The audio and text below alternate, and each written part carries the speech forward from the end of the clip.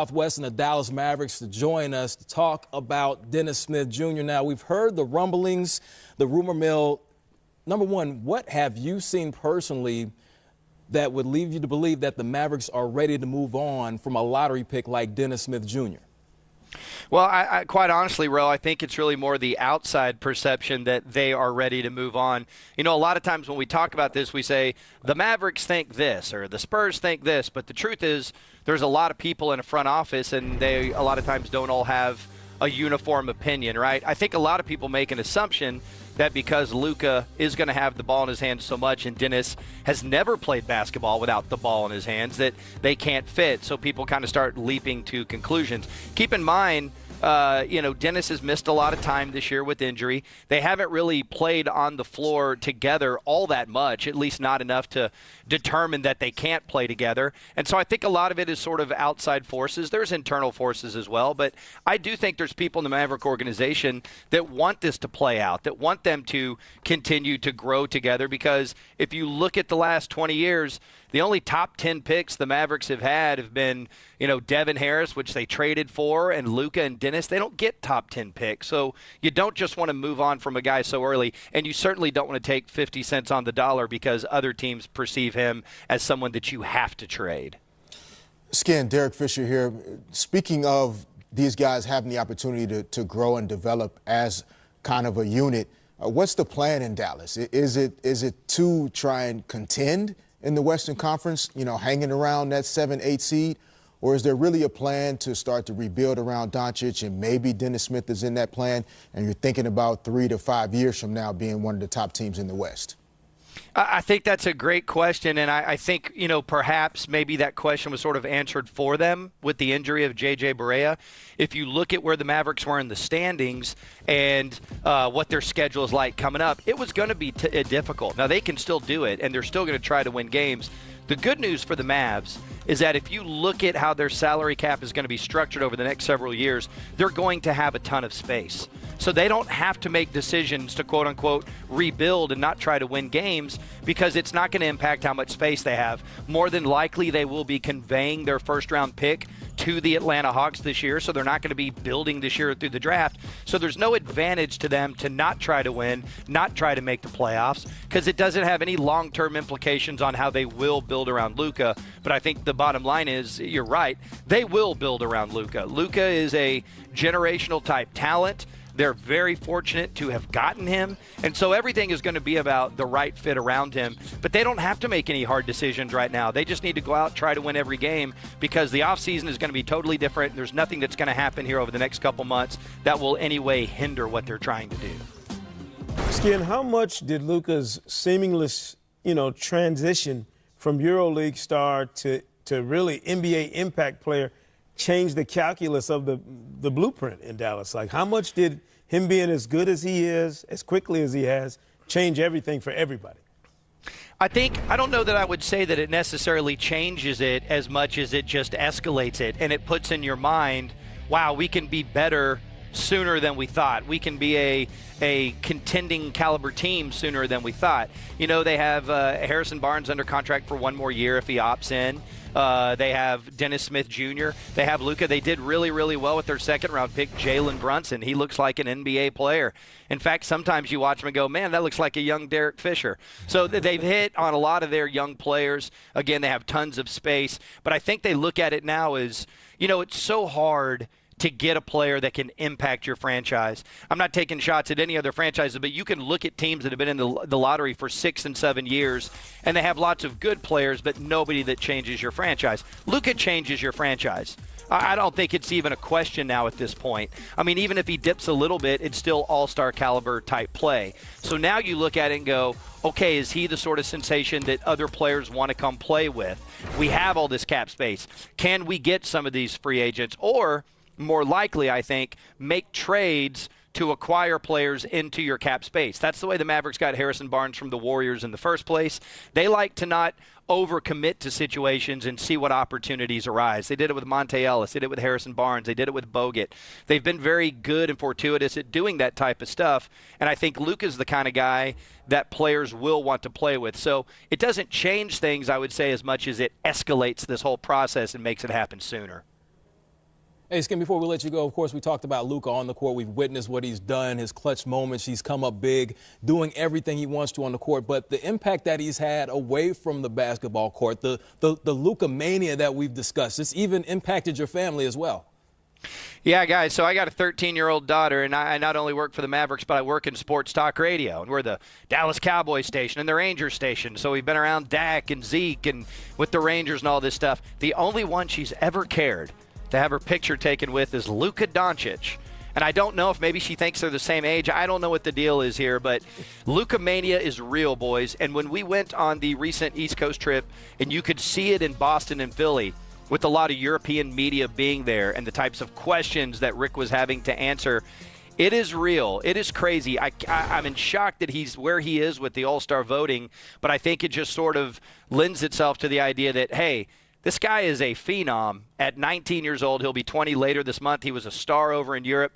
He is a star here. And if you hear what Draymond Green says about him after they play, or Paul George says about him after they play, other top-flight players in this league recognize it, and I think fans are loving the Luka step-back magic. We get it every night here, and it's pretty good stuff. You know, it's pretty good stuff. You joining us right here, coming up clutch as usual. Jeff Skin Wade, enjoy the game, man. Greatness as usual. Hey, thank you, boys. Have a great night. 10-year challenge. Everybody's been taking it, and Luka, he accepted it today. Take a look at Luka. 10 years ago? Wearing diapers? I mean, come on. I mean, this was a part of the baggy era. We all remember the early 2000s. We were all wearing baggy clothes, and wearing baggy basketball uniforms was the thing. I love the 10-year challenge with these people who were like in second grade. And now they're like, I don't want to think about the 10-minute challenge, let alone the 10-year challenge. Yeah, no, I want no parts of this challenge at the moment where I was 10 years ago. You weren't in a bad place. No, not at all. Not at all. You weren't in a bad place at all. But I mean, but Luka has been uber impressive so far. Thoughts real quick. All-star team, all-star player, yes or no? Is he a top 24 player in the NBA right now? I mean, he's in the conversation. Yeah. He is, and that alone to me says a lot. The West it's tough to make the All-Star team in the West. If we ever get to a format where there's no conferences and it's just 24 top guys, maybe he gets in anyway. But in the West, for him to get in outside of fan voting, you know, you have to start thinking about putting him in front of some bona fide all-star guys. And I'm not sure, as great as he's been, if he goes above, you know, Dame Lillard's and other guys that are in the West that there's no way you can leave off the roster. Yeah, my test is always, what's been the hurdle for a rookie? Like, how high a bar has a rookie had to climb to get into the playoff mix? Was LeBron an all-star as a rookie? You know what I mean? Like, very true. Because to me, and everybody likes to compare numbers with Luka and LeBron, you know, in terms of what they did at this point of their rookie seasons, it's tough. Like, it's one thing to be an impact player and to surprise us or to really kind of shock us with how well you've played. It's another thing to be sitting there on All-Star Sunday, getting your name called with the best of the best. Guys who have been playoff vetted over, you know, the decades. That is a very high bar. Luka, to me, has future All-Star for a very long time written all over him. Yeah. But I'd have to go through player by player to see, does he jump this guy? Does he jump that guy? If the Mavericks aren't competing in the playoff mix. Now, if that's a different calculus. If he's got the Mavericks up in that mix, maybe that top four mix for the playoffs, then we can talk. Right now, great story, future All-Star, but I'm not sure he's there right now. Well, as a rookie, if he does, he would join the companies of the recent guys like Shaquille O'Neal. You think about Blake Griffin, Yao Ming, who made the All-Star game as rookies. That's tall cotton right there. Yes, it is. Very good be company. among those players. Luka has great handles, but which player would you want to take these handles? Oh. Is it Kyrie? Oh. We're building the perfect player. We're going to show you how it's done. Coming up next on Game Time. Hi, it's your boy 3D. We're here for another Players Only. Here with Coach Saunders. And Coach, appreciate you spending a little time with me. First of all, what comes to mind to me is I've been around you for a while. You love this game of basketball. When you got the phone call, you were taking over as coach. What went through your mind? I mean, it was definitely a shock in terms of just being unexpected. You know, and then a lot of things go through your mind. Being quite frank, first thing was that I needed to speak to my mother and my wife. and some other people, just to, I want to make educated decisions on things. But then when things settled down and everything kind of came together, then you kind of realize, this is a great opportunity. I believe you have this personality with the way the new NBA is to speak to the young stars today. How was that first conversation with Wiggs and Cat saying, hey guys, I'm the new voice, I need you guys to play like all-stars? I mean, just kind of like that. And it's, I'd like to think it's not going to come from me, it's going to come from within themselves. And I'm big, I learned from my father, I learned from a number of great people in terms of that players are the ones that you put them in positions where they can both have freedom, succeed, but also have structure with things, and then it's up to them ultimately. Let's get to it. 452 twists. There's so many options to that play. What made you go to it, and what gave you the confidence to call it? Well, it was really one of those things that I was sitting in my room, hadn't had a lot of sleep at that point. I was sitting in my room at Oklahoma City, and I knew in walkthrough I wanted to put our first play in, and I was trying to think what would be the best thing to go to, and 452 twist kept coming to my mind, and only for the simple fact of you only get one first play coaching in the NBA, and for me to give a silent ode, I didn't tell anybody or anything, but a silent ode to my father, my late father, meant a lot to me. And we were just sharing off camera that you were playing against New Orleans. And take me that little secret. Yeah, actually, Alvin Gentry ran 452 twists for Anthony Davis for the first play, and they ended up scoring, and they scored on it again. And he looked down and gave me a thumbs up and a big smile, and patted his heart, and so that was a nice moment from him. Being around guys like C. Webb and Kevin Garnett, how does that help you for the job? Just that right there, just being around those types of people and those types of players, and how they prepare in their professionalism. That is what has prepared me for this. So I give a ton of credit to those guys. And you, I remember I was a little guy when you were in Minnesota for a little bit, hitting threes. Yes. So yeah, appreciate you, man. Definitely. All right, good luck, rest of the way. Thank you.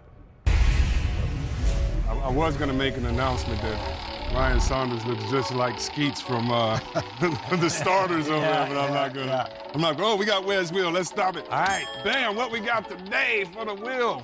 I can't read this. Oh, locker room talk. Well, hey guys, when I was in college, you know how when you go to the Final Four and things like that, or big games, they bring a local hero to talk to you. And for us, it was Isaiah Thomas. I mean, imagine this in college. I'm 18 years old. I literally broke like a pane glass. I was just so hyped that he came in and he would talk to us and share it. And I want to go out to our man, our point guard, Zeke. What up, Brendan Hayward? We can get to you in a second, my brother. But I want to go out to Zeke. Now, Zeke, you're one of the smallest men ever to play in the NBA and have such a dominating career. They call you a little point guard.